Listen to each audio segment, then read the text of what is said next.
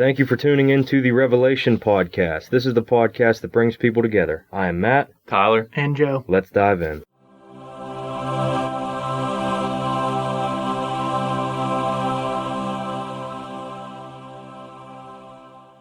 All right, welcome back to the Revelation Podcast. This is Matt, and this is my story. This is a story I've been waiting to tell for so long, really ever since it happened. And this story is the inspiration for this podcast because this to me was life-changing. And what God did for me is so great. These miracles actually I'm going to tell you too, were so great that I feel like I owe it to God to tell this story, to let the people know, because I believe it's compelling and it's going to help draw people into faith, or even make people that already have faith even stronger in their faith.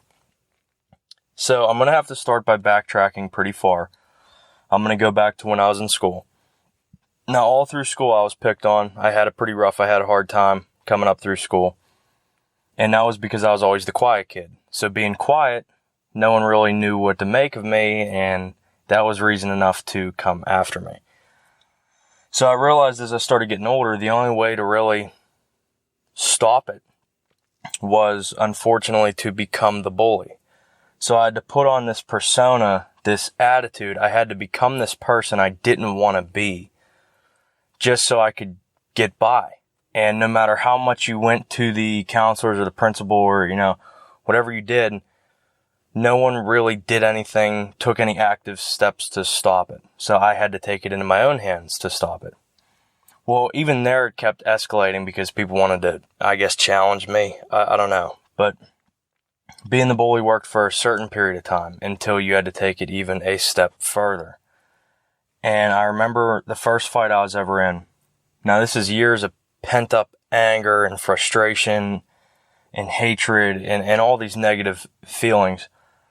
I remember the first punch when it made contact. The release of just letting go of all that and in such a rush, such a split-second moment is something I cannot describe to you. It was such an amazing feeling. It felt so good to let that out. You almost become addicted to it. It's something that it draws you in. It's like, oh, okay, now I'm the one that everyone's afraid of. You kind of develop that ability to intimidate. And intimidation works wonders with people. It's a way to get them to stop messing with you. And for me at the time, that seemed like the ticket. If I can intimidate and I can put on this fake personality to people, I'll get left alone. That's my solution. So all my years of school, that's what I had to deal with. Well, where it got scary was because I had to do it for so long, it started crossing over into my personal life, my out-of-school life. And it started really drastically affecting that, which is no good. That's when it started becoming bad. It developed so much. This is how I want to word it. It developed so much that I no longer was the good kid I started out to be. I didn't have my home personality and my school personality. I had my anger, I hate everybody personality all the time. And this developed and developed and developed. And eventually got to the point where I was thinking thoughts that were so awful that I don't even want to talk about them on this audio. I don't want to give anyone a reason to try to get me in trouble for anything. So I'm going to filter that, but I am going to say this. Imagine the worst thing you could ever possibly do to a person. I would top that. Every time I met somebody, and this is where it gets really heavy, every time I met somebody, didn't matter who it was, where they were, the first thing I would think about is 3 different ways I would do something awful to them. And like I said, I don't want to get into detail. But it was terrible, and I couldn't control it. It's just who I became. And I remember this story that I'm going to tell you now, and it actually pains me to even think about it. I'm sorry that it ever happened. There was this older lady, cute little old lady, in front of me in Giant Eagle. and she had dropped a $5 bill. And I bent over, picked it up, and I said, "Excuse me, miss, I believe you dropped this 5. And she turned around and looked at me just with this face of like, just this expression that I can't explain to you. She was so happy over something so little. I didn't understand it. And she's like, "Oh, wow, you just made my day. You know, kindness like this is hard to come by anymore. Anyone else would have just took it." And she's like, "Especially a younger kid like you." She's like, "This just means so much to me." She's like, please keep the 5. I'm like, "No, I can't do that." And she's like, no, I insist. Please keep the 5. And I'm like, "Okay, thank you. Have a good rest of your day." You know, and I was polite to her and I did this act of kindness. But where it got scary, and this is how I knew I wasn't me anymore, even though we're having a very nice exchange and she's a sweet little old lady. Oh boy. There I am standing there thinking of 3 awful ways to hurt this woman. And it was uncontrollable. 3 horrific things. And I walked out to the truck and I just sat in my truck and just cried. I really did. I didn't know who I even was at that time. That was bad for me. And it didn't stop there. Actually, after that, I was leaving work one day and a bicyclist cut me off. So I decided to road rage this bicyclist. And he decided to exchange some hand gestures with me that I did not appreciate. And I'm not going to lie to you. I did attempt to cause some serious damage to him that day. I'm trying to watch how I word things. I don't want to say everything. But put it this way, if I could have injured him, I would have, and I did try to. With the vehicle, with the truck. I was so out of control and so full of rage. I was going that far. And you know what's crazy is, I finally ended up getting past him. And he was so far back in traffic at this point, there was nothing either one of us could do. I think he wanted to confront me as well. But in a flash, I was listening to music, and in a flash, something came over me that the rest of the world drowned out. It didn't exist. Like nothing, I was like hyper focused on this song. And I can't even explain to you this feeling. Like what was right in front of me didn't seem right in front of me. I was every one of my senses was so in tune with this song. And the song said, "Walk away when you're angry. More blood, it's always the same."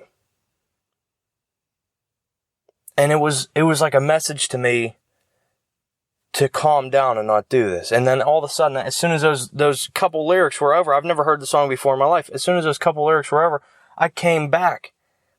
And that freaked me out, but I eventually disregarded it. I believe it was the next day, after this whole experience, I realized that I'm on a fast track to nowhere. Yeah, this isn't getting me anywhere. This is out of my control now.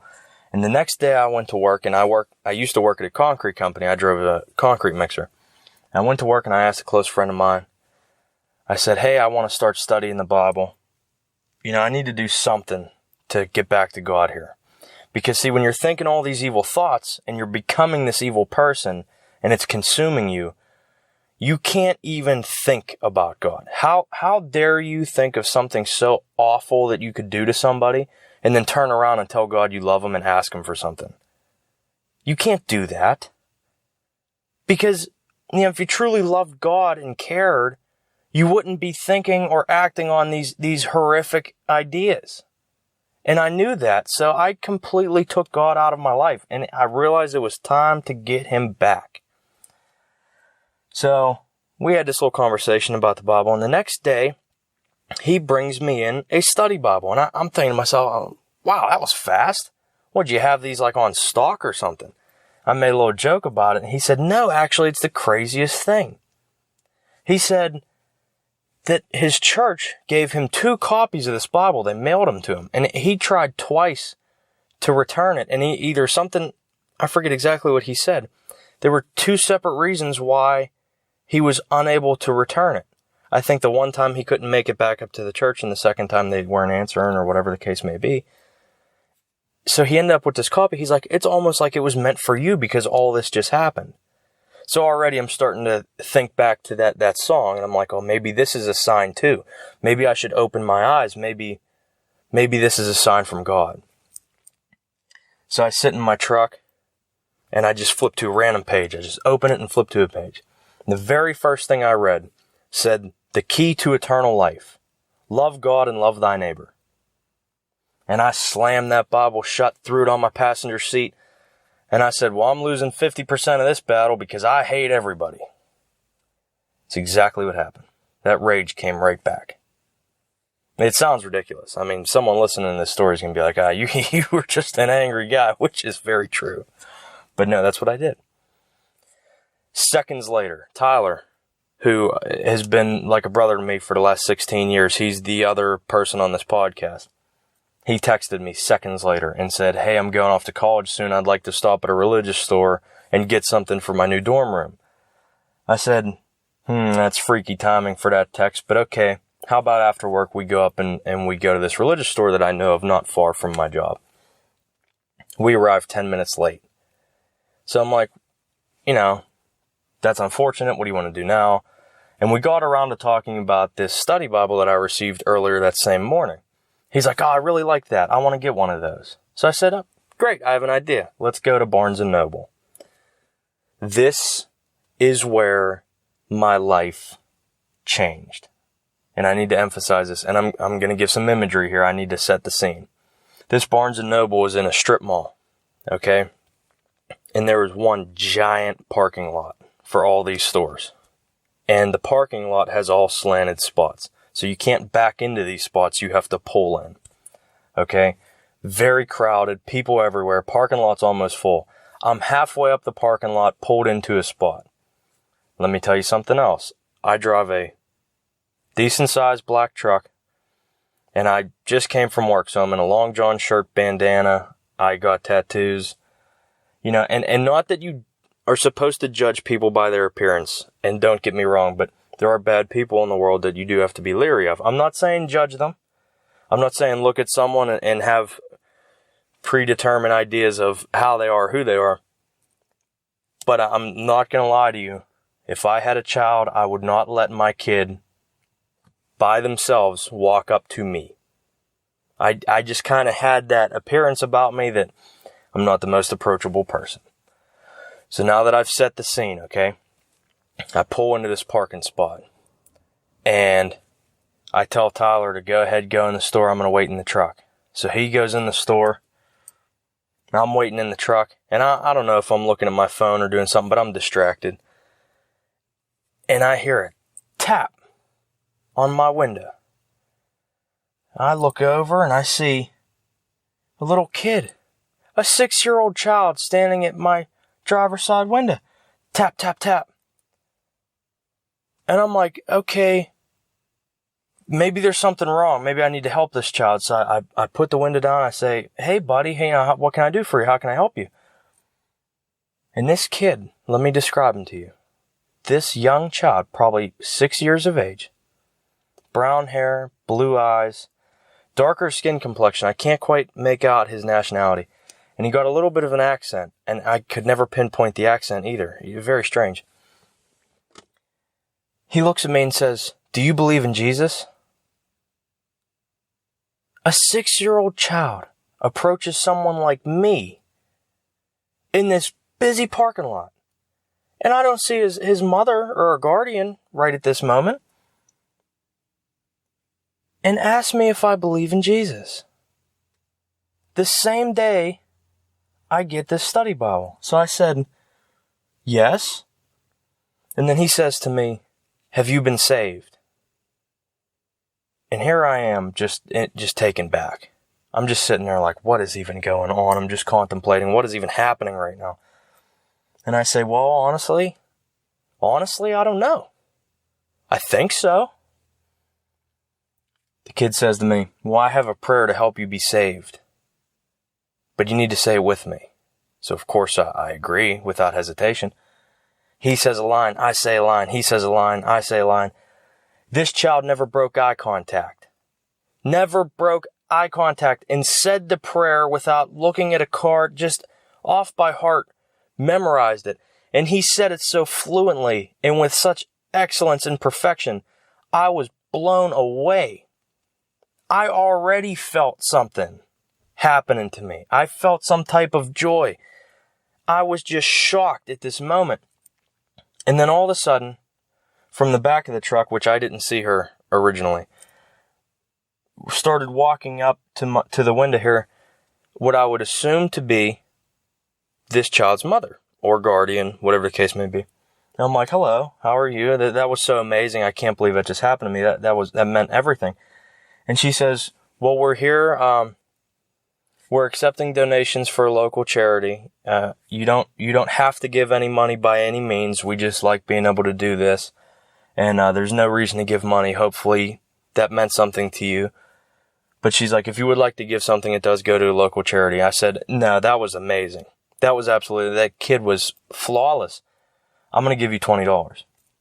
So I handed them $20 and she says, well, thank you very much for that. And how about I give you this in return? And this woman, now think about this. This woman hands me a book titled From Jesus with Love, Success with People. What did I just say a few hours earlier? I just said I'm losing 50% of this battle because I hate everybody. Next thing you know, my closest friend of 16 years calls me and says, hey, I want to go get something from my dorm. And that automatically leads us to this location right here where this happened. And I receive a book titled From Jesus with Love, Success with People. Tell me that is not God reining me back in and saying, here, you're not as far away as you think you are. I'm going to help you. Giving me a direct sign. I, to this day, believe that child was an angel. An angel of God. I really do. God spoke to me that day. And he said, nope, you're not straying this far away. I'm not going to let it happen. And that was the day that changed my life. So then after that day, continuing on with the story, obviously I was different. My whole attitude changed. I started becoming me again, the person that I lost a long time ago. But I started coming back to who I was, and positive things started happening. So I was up at a friend of mine's camp, and he had a son who had a couple friends that were up there, and they were all younger than me, but, younger kids. And the roll-up camp was, you never bring your problems up to camp. You come up, you let everything go. It's the place of peace, And I've been going up there for years, never had any issues. This one particular time, after this experience, all these kids were so upset with their lives. Young kids, what is there to be upset about? Well, I know I was there. School, everything else, all your problems at the time are very real. They mean something to you. And these kids started expressing these issues, and they were so concerned about everything. They were very upset. And we're sitting around the campfire. I get the chance to talk to them, and I say, this is my opportunity. This is my opportunity to preach the word of God and do something that God would appreciate. After all these years of anger and hatred and everything else, this is my chance to help somebody. So I looked up a prayer that was similar to the prayer that I prayed with the child that saved me. And it was a prayer to be saved. And we stood around the fire, and I made them repeat after me, and we said this prayer. And I said, you really have to mean it in your heart. And I was able to bring God into the lives of these children. Okay? I was able to introduce God to them and help them be saved, just as that kid did for me. So not only do I already love this place for all the memories, but now I was able in that location to preach the word of God. Wouldn't you know that so many circumstances happened and things changed years down the road, I ended up obtaining that property. And now I own it. I have ties to it. It was the first place I ever actually preached God's word, and I believe helped somebody. That was the first place I was able to do that. And now I have it forever. It's an everlasting memory for me. And I know that's God continuing to work to this day. So positive things did happen after that. Now, if you want to take a time lapse, kind of fast forward in the future a little bit more, my family, my mother and father, ended up purchasing a camp for them as well. Now, the one I purchased was very inexpensive, but regardless, so they ended up years later purchasing theirs. Okay. It actually ended up working around the same time, but I'm trying to give a time lapse here of when this religious occurrence happened and when we ended up getting this camp was a good jump in time. Well, after work, I'd go up there and, I'd enjoy everything. And I was so blessed to have everything I had. God has treated me so fantastic in my life. And after this religious experience, you'd think that I'm tighter with God than anyone was, but I'm not going to lie to you. I still wasn't. I'm a human. I have my flaws, and I wasn't how I should have been. And this is what's upsetting is I'd go up there and I'd be alone. I didn't have a girlfriend. I've never had a girlfriend. So I'd go up to camp. I'd be alone. I'd come home. I'd be alone. Everything I did, I'd be alone. I ended up falling into a very bad depression. And everyone noticed and they didn't know how to help me. And I'd go up to camp and I'd kneel in front of the crucifix and I'd scream at God, how could you? How could you let me be alone and hurt this bad? I get all these blessings. I get all these amazing things. You do everything for me, but I got no one to share it with, so what good is it? If I got no one to share these blessings with, why do I have them? There's no point in having all this if I don't have somebody I can love. Somebody that loves me. It meant nothing. That loneliness destroyed me and belittled me to nothing, to the point where I was yelling at God, saying, I don't care about the things you gave me. I need somebody.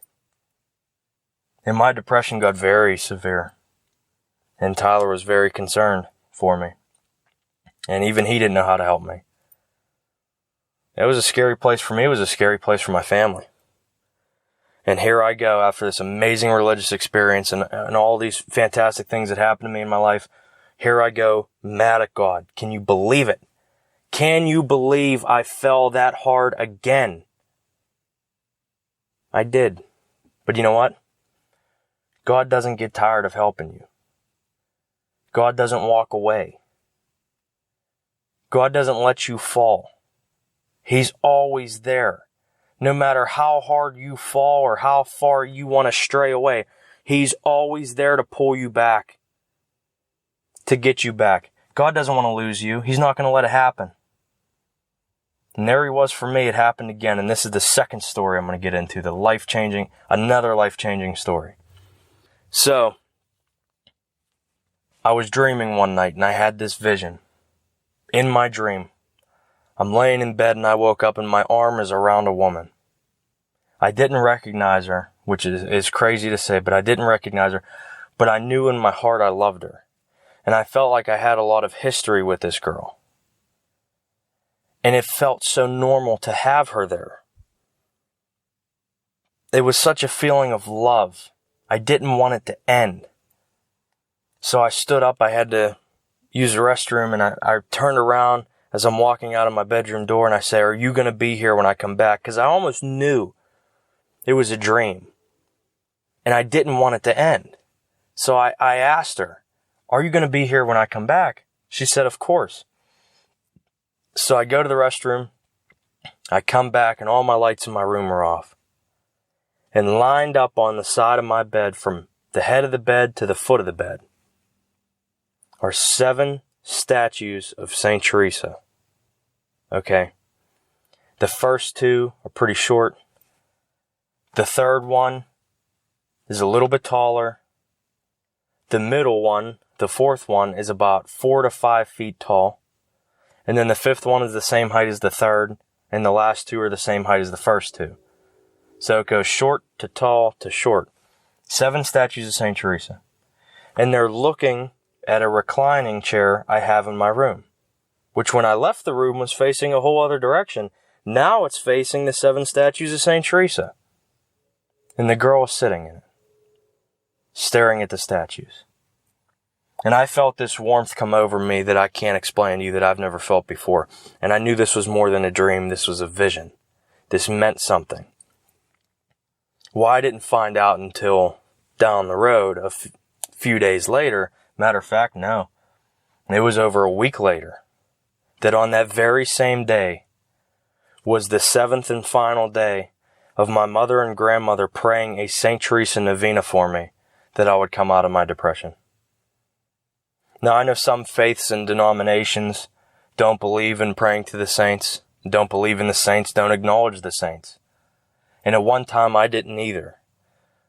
But I do now believe that the saints can pray for you and help intercede and help ask Jesus for things for you. Just as you can ask your mother to pray for you or your friend to pray for you, you can ask them to pray for you. Jesus is ultimately the one that grants the blessing. But I believe the saints are close to Jesus. And they're able to help you. And I believe that because of this vision. Then on top of that, the next day, my mother and grandmother again sitting at the kitchen table. A cell phone was on the center of the kitchen table, locked. And they're having random conversation. And all of a sudden the cell phone lights up. And an image starts loading onto the screen. And they're both shocked, in awe, have no idea what's going on. And they're just watching, captivated by this phone, loading this image. It is an image of a very high definition, bright orange rose. Nowhere in the search history of that phone is the word rose or flower. It just appeared. And you know what they call St. Teresa? The little flower. So they thought that this rose was a sign that I'm about to come out of my depression. Now, a buddy of mine at work had convinced me to make an online account for a dating app to meet women. And I was very leery of it, but I was peer pressured into doing it. And I don't believe in that. I don't like doing that stuff. I don't think those apps work. I was so against it, but I was so depressed and alone. I needed to do something. So I did it. And on the 3rd day, I met this girl on there. It was actually the first day of me having this account. But it was the 3rd day since this dream occurred. And I met this girl. So I start talking to her, and let me give you a little bit more backstory here. I'm not big on social media. I'm not really one that likes being social. I'm not big on social media. I don't really use these apps that everyone else uses nowadays. But I wanted to appeal to her. I wanted to kind of fit in. So I made a Snapchat account. And I'm talking to her on this first day, and I said, I'm really not good at talking, and, I'm not quite sure where to start here. So how about I get your Snapchat account, and we'll casually communicate over that. So she gives me her account name. I add her. Next to her name on Snapchat are 2 roses. Tell me now that wasn't a vision that I had. Right after I dream of 7 statues of St. Teresa looking at a girl that I knew I loved with all my heart. And then the next day, the rose shows up on the phone. And then the 3rd day, I meet this girl that next to her name are 2 roses. Do you know that it's almost a year later, I'm still dating this girl? We have been dating for just shy of a year now. My first actual girlfriend. Longest lasting relationship of really any kind with a female. Can you believe that? So here I am, getting everything I ever wanted, all these great blessings, but I'm still mad at God. I still have this anger in me that I'm able to yell at the Lord that has already blessed me with this miracle that changed my life. And here I am, a couple years later, yelling at him. How could you let me be alone? And instead of punishing me, the Lord knows I'm human and the Lord loves me. And I didn't get punished for that. He didn't look at me as a horrible person or do bad, cruel things to me. The Lord isn't like that. The Lord is forgiving and loving. Instead, you know what happened? I got blessed again with the love of my life. I got blessed again with the cure to my depression. I was fine after that. I was happy again. Everything went back to normal. 2 miracles. Miracle signs directly from God to me. Who am I? One of 7 billion people on this planet? I'm a nobody.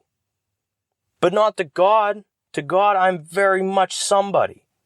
He loves me, that He did these miraculous things for me. And now here I am, getting the opportunity to share my story with the world, to help bring people to faith, to help the people that already have faith grow stronger with their faith. So, here's my goal. I'm not saying I'm going to change the world, but this is what I want. I know that myself, Joey, Tyler, we're not the only ones with stories. We're not the only ones with things to tell. And mind you, I have a million other things I could tell you. All these great things that happened to me, you would need hours to listen to me speak. God never stops working in my life. And He's not going to stop working in your life either. You just need to open your eyes and open your mind and open your heart and let Him in. And He will never stop working for you. You love God, God loves you. That is my message. And you have to believe it. And you have to be willing to accept it. And you have to have the open eyes and the open mind to accept it. What I want, what my dream is, I want everyone who has a story or a miracle or something great that happened to them or how their life changed to contact us. Tell us your story so that we can share it with the world. Help get your story out there. Help change a life. You can contact us at revelationpodcast777@gmail.com or on YouTube, but I prefer the email if it's going to be something of importance. Easier to check, you know. But I want to form a community where you can come listen to us and come have a conversation with all of us in this community. And you don't have to have any faith. You don't necessarily have to walk away believing. But we want to open that dialogue, start that conversation, where it's not just quoting the scripture and throwing it at you and telling you this is what you got to believe. This is an inviting space to help show you the miracles that can happen and how lives can be changed when you accept God into your life. I want to create a community that welcomes all, of all faiths, denominations, whatever the case may be, just to come in with an open mind, have a conversation, hear some people talk about some stories, and then decide from there, maybe God is something I need in my life. Or at the very least, if I can put a smile on somebody's face, maybe someone who's sad, maybe I can make them smile. If I can influence one human being in a positive way, then I'd say this podcast and all the effort we've put into it was a success. Maybe that was the one life that I was supposed to affect, influence, or change, as long as it's in a positive way. Who knows? I want to reach at least one person. I want to make someone's day better. I want to bring God into the life of somebody. Or if you already have faith and you already believe in God, hopefully I can strengthen that. Make your bond tighter. That is what the goal of this podcast is, and that is why we're out here telling our story. I've waited so long to do this. I hope my message gets out there. And I hope everyone can actually contact us and listen. Biggest thing is keep your heart and mind open. Just pray to God. Just accept God. Just have an open mind. Let Him into your life and see the things that can happen to you. The things that have happened to me, there's no way you could ever convince me ever that God isn't real. There's nothing you could do to pull me away from God now. Really, I should have said that after one amazing miracle. For me, it took two. I'm not perfect by any means. I messed up a couple of times and God had to reel me back in more than once, but He got me now. He definitely has me now. So thank you all for listening. Thank you for tuning in. Thank you for being a part of this. It means the world to me. I love you all. I thank you all. God bless you all. Have a great day.